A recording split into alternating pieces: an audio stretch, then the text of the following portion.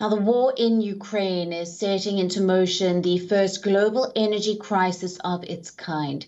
And in a bid to strengthen bilateral cooperation in the energy sector, German and South Korean officials held talks in Qatar, with an aim to find alternatives to Russian supplies amid disruption to oil and gas markets caused by the Ukraine war.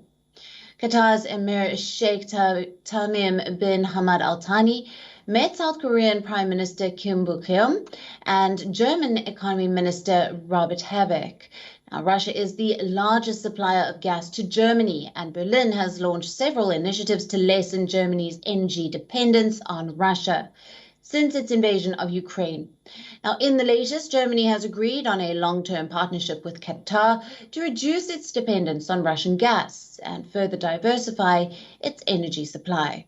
According to Germany's economy ministry, the next step for German companies would be to enter into concrete contract negotiations.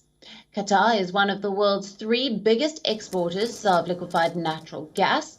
European states are also counting on LNG as a means of weaning themselves off Russian gas in the wake of Moscow's invasion of Ukraine. Issuing a warning, Germany's economy minister said that if the country does not obtain gas by next winter, after it has cut deliveries from Russia, then the country would not have enough gas to heat houses and keep industries going. Berlin has come under criticism for its opposition to an immediate embargo being imposed on Russian energy supplies as a means of choking off a major source of Moscow's foreign earnings. However, Germany believes that a boycott could cripple its economy, leading to huge rises in energy prices.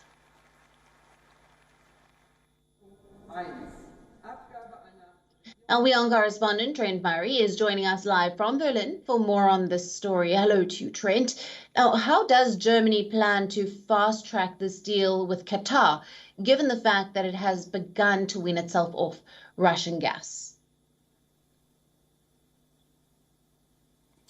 Yeah, I mean, it is just extraordinary speed that we are seeing here in Germany as it kind of drastically moves at finding other sources of energy, given that for decades it has relied heavily on Russian gas to power its economy. But of course, as you said, this invasion of Ukraine by President Putin has completely now changed the game for lawmakers here in Berlin. And so we are seeing this concerted effort by senior ministers to try and find other sources of energy. The latest is this big deal signed with Qatar for Qatar to essentially provide liquefied natural gas, LNG, to be shipped from the Gulf country here to Germany. But it is difficult and it will not happen immediately, and that is because Germany doesn't actually have any LNG terminals, any shipping terminals that allow those gas ships to come and offload their cargo. And I think therein really lies the problem for Europe's biggest country, is that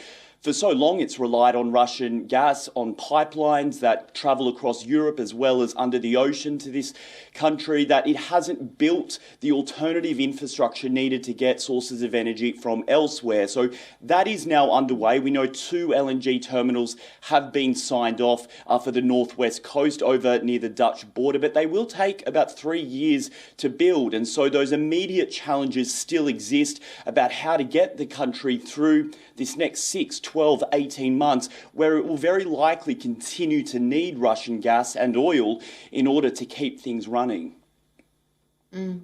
Now, European states have been forced to turn to Qatar in recent months as they seek an LNG alternative to Russian gas. How much of their energy needs can be fulfilled by Qatar?